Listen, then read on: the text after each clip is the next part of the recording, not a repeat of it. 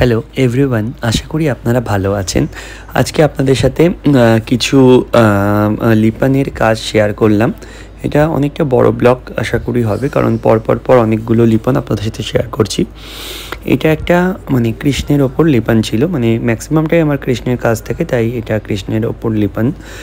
এটা একটা কৃষ্ণের পালক বা ময়ূর পালকের কাজ করা হয়েছে।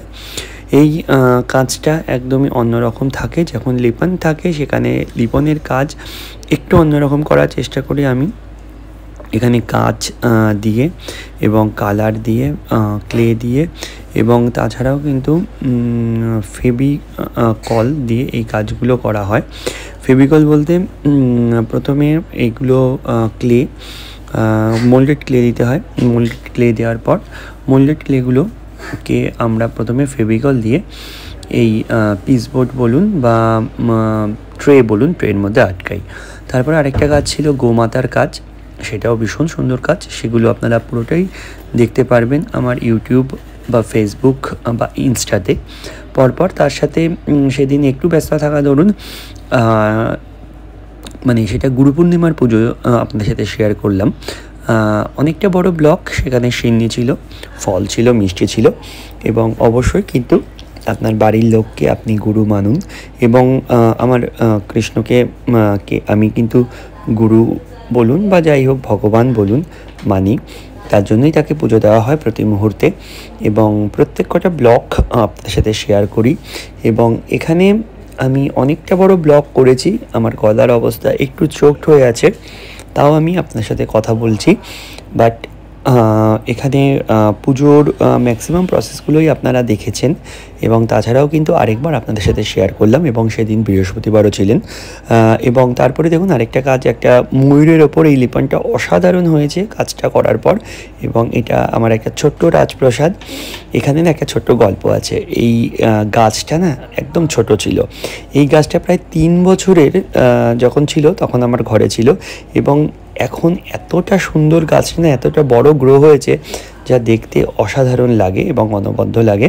এটা আমার রাজপ্রসাদ, এটা আমার রাজপ্রসাদ। অবশ্যই আমি বলতে পারি এখানে প্রচুর গ্রিনারি। আমি যেহেতু গ্রিনারি ভালোবাসি, সারাক্ষণই গ্রিনারির সাথে থাকতে ভালোবাসি, তাই ঘরটাকেও গ্রিনিশ হিসেবে রাখি।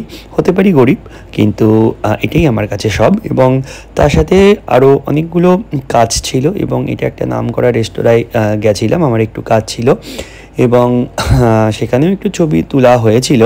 যেহেতু আপনাদের সব কিছুই শেয়ার করি বা পোস্ট করি, এর জন্য কিন্তু আপনাদের সাথেও সেখানে আমি গিয়ে শেয়ার করেছিলাম এবং একটু ছবি তোলা হয়েছিল। এবং তারপরে অনেকগুলো, যেহেতু বলেছিলাম যে আপনাদের সাথে প্রচুর হাতের কাজ শেয়ার করব, তার জন্য এখানে একটা আমার খুব ভালোবাসার একটা পেন্সিল স্কেচ। আমি পেন্সিল স্কেচ করতে খুব ভালোবাসি। দেখুন বুদ্ধরা হাসছে, সেখানে বুদ্ধরা বলছে বাজে কথা বলো না, বাজে জিনিস দেখো না এবং কিন্তু বাজে কথা শোনো না, ঠিক আছে?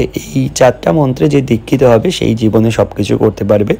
এবং আমার একদম আমি ছোটো থেকেই যেহেতু আঁকার সাথে যুক্ত আছি এবং তাই প্রচুর ভালো লাগে স্কেচ করতে। প্রায় ধরুন যখন আগে আঁকা নিয়েই পড়ে থাকতাম, প্রায় প্রতিদিনই 40-50টা স্কেচ আমি করতাম। সেই স্টোরিগুলো আপনার সাথে শেয়ার করব এবং সেই কাজগুলো আমার কাছে আছে, সেগুলো আপনাদের সাথে শেয়ার করব। এবং এগুলো না অনেকটা ভালো লাগে দেখতে। ইনস্টাগ্রামে যখন আমরা গান দিয়ে এই কাজগুলো আপনাদের সাথে শেয়ার করি, অনেক সুন্দর লাগে সেই কাজগুলো। আমার মনে হয় গানের সাথে দেখতে, বা অনেকেও ভয়েসের সাথে দেখে, বা আমার মনে হয় গানের সাথে দেখতে খুবই ভালো লাগে। এবং এখানে অনেক বড় আঁকা আমি করেছিলাম এখানে, এবং আঁকার সাথেও কিন্তু অনেকগুলো ছবি শেয়ার করা হয়। এবং এই যে দেখুন গ্রিনারি, গ্রিন অনেক গাছ, কিন্তু প্রত্যেক কটা গাছই কিন্তু অরিজিনাল। এবং তারপরে আরেকটা কাজ আমরা করেছিলাম যেখানে অফিসের সাথে, এবং এটা একটা বাচ্চার মুখ বন্ধ করে দেওয়া হয় অনেক মাধ্যমে।